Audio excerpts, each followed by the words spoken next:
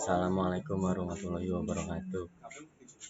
Saya mewakili kelompok 3 yang terdiri dari Habib Nur, saya sendiri, Abdul Aziz, Muhammad Fikri, dan Esa Pandi.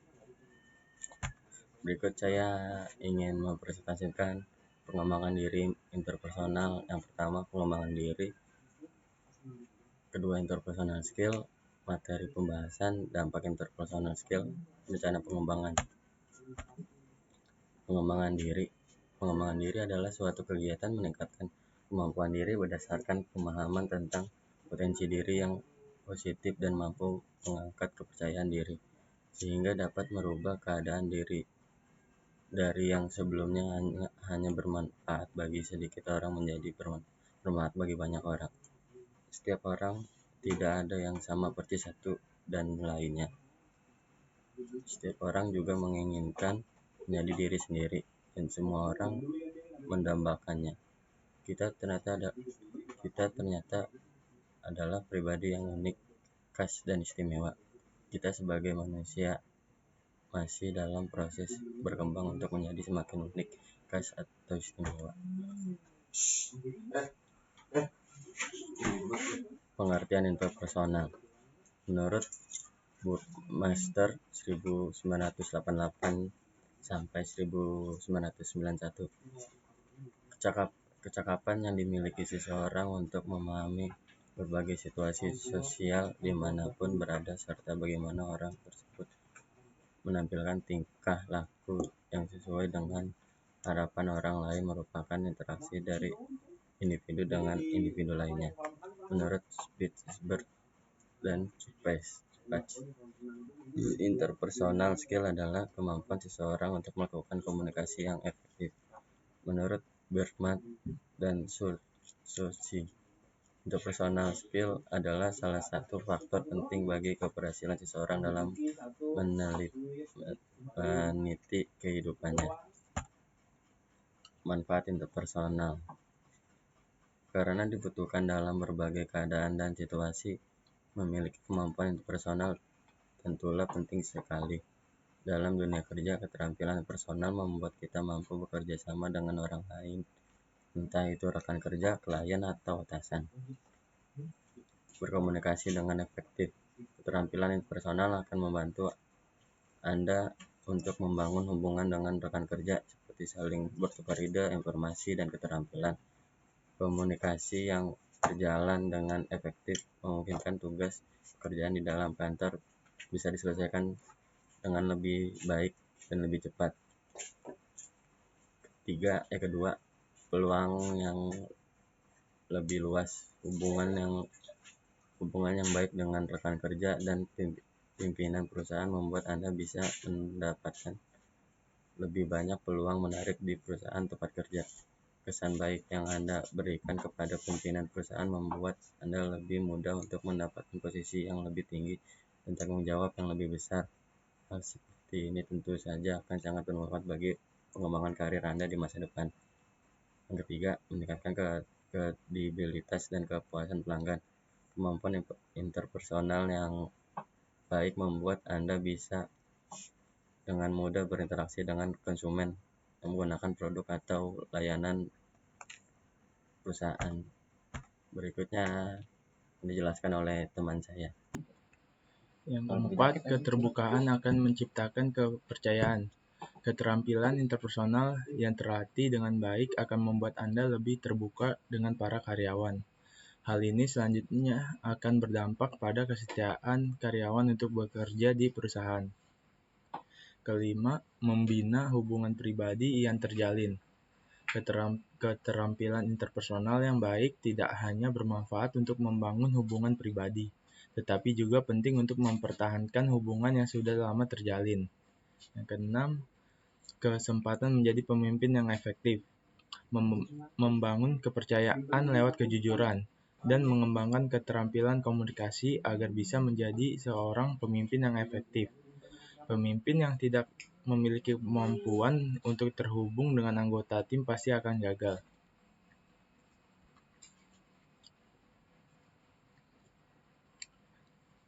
Yang ketujuh, mengembangkan sifat empati di dalam diri. Empati yang Anda tunjukkan kepada orang lain akan membantu untuk menciptakan hubungan yang kuat dengan orang-orang yang ada di sekitar. Saat Anda mampu menjadi pribadi yang bisa memahami orang lain, hal ini akan menciptakan kesetiaan, meningkatkan moral, dan memfasilitasi komunikasi. Pentingnya untuk kerja dalam tim. Interpersonal skill berguna untuk kerjasama dalam tim. Kerja dalam tim memang rawan miskomunikasi, jadi harus kamu mampu untuk mendengarkan dan menyampaikan pesan dengan baik. Selain itu, kemampuan interpersonal bisa memudahkan kedekatan di antara dua rekan kerja. Ini tentu bisa mencegah rasa tidak enak dan kesan kaku. Pada akhirnya kerjasama tim bisa berjalan lebih maksimal. Yang terakhir itu ada kesempatan promosi. Manajemen konflik dan leadership juga bagian dari kemampuan interpersonal. Kedua kemampuan tersebut penting untuk naik jabatan. Jadi asah terus skill yang satu ini, ya. Dengan begitu karirmu akan bisa terus berkembang. 5 kemampuan penting dalam interpersonal. 1. Kemampuan berinisiatif. Melakukan sesuatu atau bekerja tanpa harus diberitahu terlebih dahulu apa yang harus dilakukan. Dengan kata lain, seseorang dengan kemampuan ini sudah pasti banyak akal dan ide. 2. Kemampuan bersikap terbuka. Kemampuan seseorang untuk mengungkapkan informasi yang bersifat pribadi mengenai dirinya sendiri dan memberikan perhatian kepada orang lain sebagai suatu bentuk penghargaan yang memperluas kesempatan untuk terjadinya sharing. 3. Kemampuan untuk bersikap asertif. Kemampuan diri dalam berkomunikasi secara jujur, tegas, dan lugas, tetapi tetap mampu menghargai perasaan orang lain. 4. Kemampuan memberikan dukungan emosional. Dukungan untuk memberikan perasaan nyaman, perasaan dicintai dalam bentuk semangat, dan empati yang diperoleh melalui interaksi remaja dengan orang lain dalam lingkungan sosialnya, dan bisa berasal dari siapa saja, keluarga, dan teman. 5. Kemampuan dalam mengatasi konflik. Keterampilan ini menjadi sangat penting karena seringnya interaksi individu dengan individu lainnya. Kemampuan resolusi konflik ditandai dengan penyelesaian yang terbaik dari masalahnya melalui langkah-langkah yang ia lakukan. 6. Kemampuan problem solving. Kemampuan untuk menganalisis masalah serta menemukan solusi yang efektif untuk memecahkan masalah tersebut. Kemampuan ini sangat diperlukan di dalam dunia kerja. Selanjutnya, dampak interpersonal skill ke diri sendiri. Ada 5 poin. Yang pertama itu lebih mengenal diri sendiri. Dampak atau hasil dari apa yang telah saya serap dari materi yang saya sebutkan. Yang pertama, saya menjadi lebih mengenal diri. Ketika belajar mengenai Windows, saya diarahkan untuk lebih mengenal diri saya lebih jauh ketika pelajaran teman-teman saya membantu seperti itu banyak sekali dan yang tidak saya ketahui, sehingga dengan adanya jauh lebih paham, juga lebih kenal tentang diri saya sendiri, dan juga saya menjadi lebih terbuka kepada diri saya. Yang kedua, lebih tahu apa yang harus kita rubah. Setelah mengenal diri saya, sadar ada beberapa hal dalam diri saya yang harus dirubah dalam case interpersonal. Sangat membantu saya dalam merubah hal tersebut karena banyak sekali materi yang besar kepada saya untuk mensupport merubah arah yang lebih baik, seperti materi making sense yang selalu mensupport saya untuk melakukan action atau untuk teks dalam hal-hal yang dirancang sebelumnya atau dengan hal-hal yang telah direncanakan sebelumnya, atau materi tentang manajemen yang membantu saya dalam mengatur waktu untuk kehidupan sehari-hari saya. Yang ketiga, I can say no. I can say no. Sebelumnya saya mengenal kepada orang lain sangat sulit karena saya sendiri merasa tidak enak. Namun sekarang saya menjadi sadar bahwa mengatakan tidak pada suatu hal tapi disertai dengan cara penyampaian yang baik dan benar itu tidak apa-apa. Karena itulah yang dinamakan dengan kemampuan asertif saya. Yang keempat, tahu cara berhadapan dengan orang lain.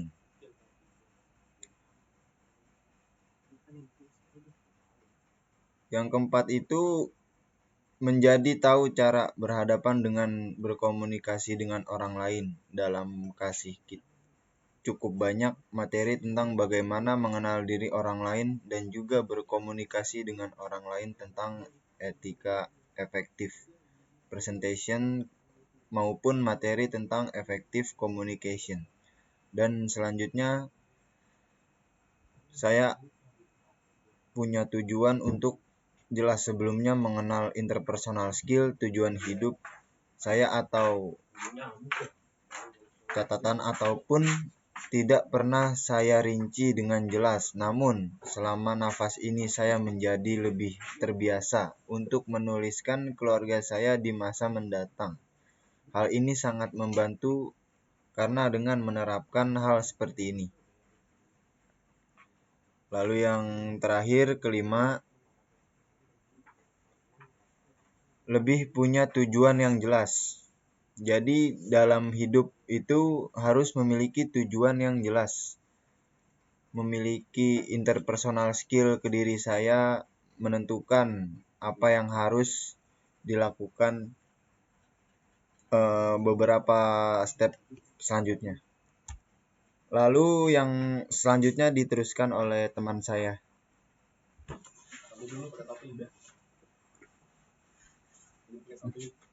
Macam-macam contoh interpersonal skill. Pertama, menyimak.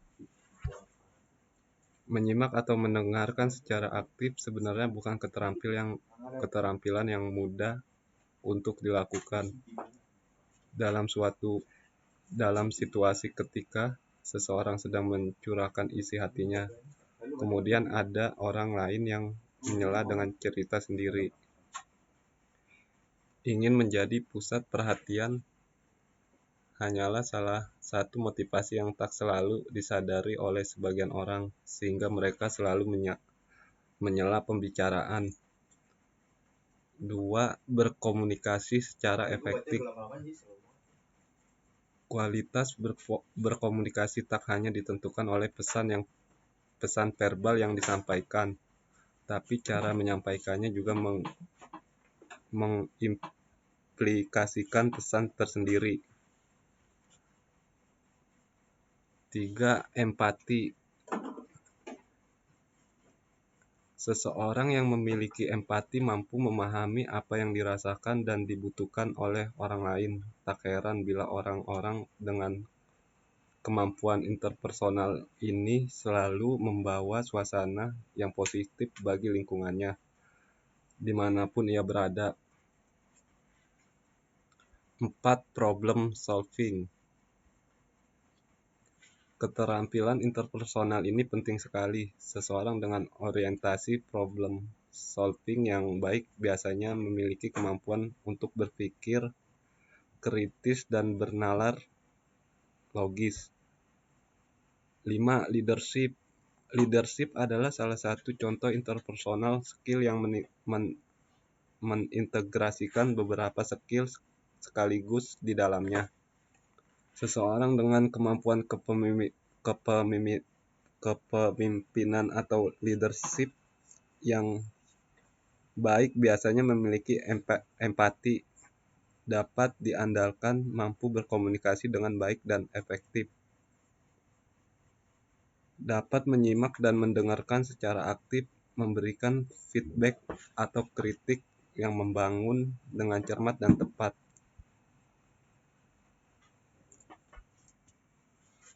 Selanjutnya, cara meningkatkan interpersonal skill. Cari cara untuk meningkatkan rasa percaya diri.